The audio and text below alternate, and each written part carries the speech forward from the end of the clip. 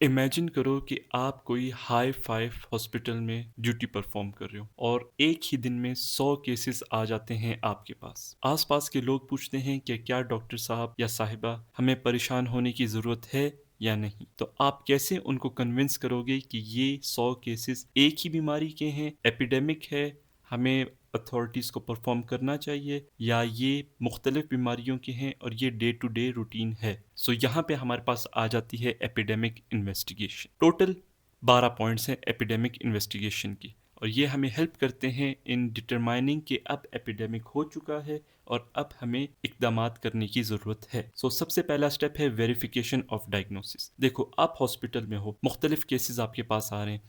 कुछ हो सकते हैं एड्स के हों, कुछ हो सकते हैं कैंसर के हों, कुछ हो सकते हैं गैस्ट्रोएंटेराइटिस के हों, कुछ हो सकता है कॉलरा के हों। सो आपको प्रॉपर ग्रिप होनी चाहिए अपने सब्जेक्ट में in order to differentiate between each and every disease. आपने मिक्सअप नहीं करना, क्योंकि सिम्टम्स हर डिजीज के ओवरलैप कर रहे होते हैं, लेकिन आपने मिक्सअप नहीं करना।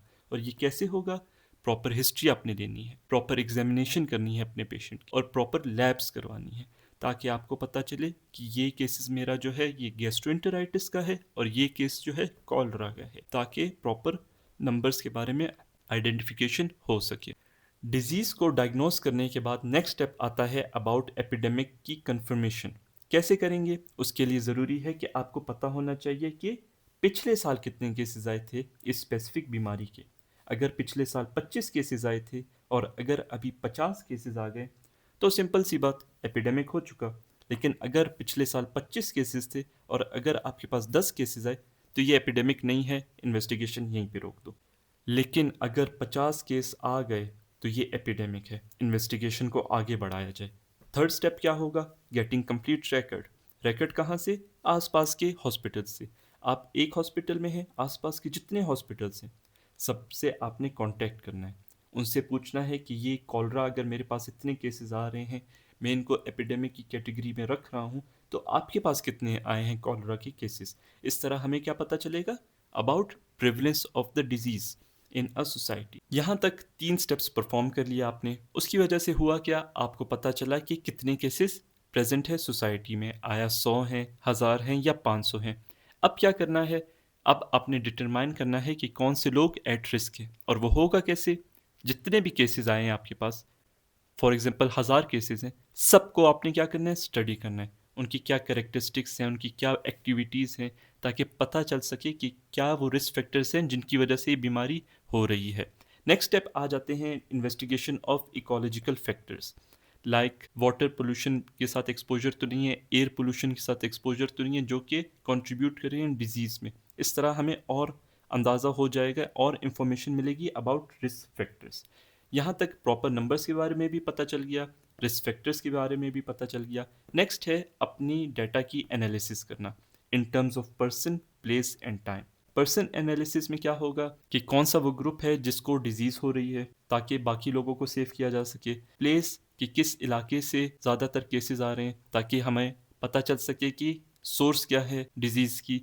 टाइम कि किस टाइम पीरियड में ज़्यादा केसेस आ रहे हैं, ताकि हमें पता चल सके कि लोगों का एक्सपोजर कब हुआ था। इस तरह होगी डाटा एनालिसिस। उसके बाद क्या करना है? सारी जो हमने फाइंडिंग्स ले ली, तो बाद में करना है हाइपोथेसिस की फॉर्मुलेशन, और वो होगी कैसे? इन टर्म्स ऑफ कि कॉजेटिव एजेंट क्या है,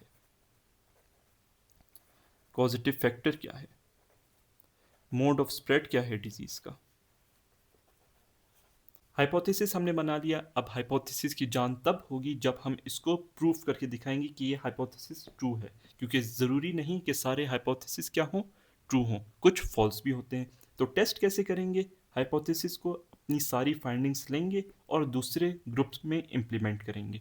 अगर उनमें भी डिजीज़ हो रही है, हाइपोथेसिस ट्रू है, और अगर नहीं हो रही, हाइपोथेसिस फॉल्स है, दोबारा हाइपोथेसिस बनाने की ज़रूरत है। नेक्स्ट स्टेप होगा इन्वेस्टिगेशन करना। किन में? पॉपुलेशन एट रिस्क, ताकि उनको जल्दी आइडेंटिफाई किया जा सके और उनको जल्दी ट्रीट किया जा सके। और ये होगा कैसे? Through labs, through biochemical testing, screening test, through different types of medical examination. इनकी मदद से हमें पता चल जाएगा कि इनमें डिजीज़ आया प्रेजेंट है या नहीं है। फर्दर इन्वेस्टिगेशन करने के बाद आपने प्रॉपर रिपोर्ट प्रेजेंट करनी है, जिसमें कंट्रोल मेजर्स के बारे में लिखा हो, temporary as well as long term.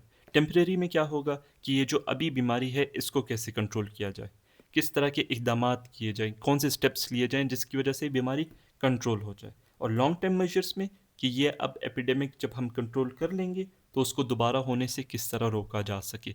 तो ये थे 12 steps about epidemic investigation. Video अच्छी लगी हो लाइक करना, सब्सक्राइब करना और अपनी क्लास फेलोज़ के साथ ज़रूर शेयर करना।